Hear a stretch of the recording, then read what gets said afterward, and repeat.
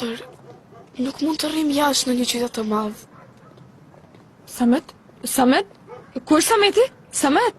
Motër, e gjeta në vendin ku do qëndrojmë? Xhameti përkasin Zotit, edhe janë të apërat për të gjithë apo jo? Mahmud, miku im, mirë se erdhe. Përse që kemi mundu? Zonja Hamiet më tha se nuk i përgjigjesh thirrjeve të saj, Javuz. Ajo më urdhroi të të dërgoj tek ajo, për të dhënë llogari. Që nge munduar që erdhe deri këtu, mik i vjetër. Nëse nuk e paguaj nesër, Hashmeti poshtë do të më varros në atë dyqan. E kupton? Për hir të Zotit. Po? Në rregull, të kuptoj.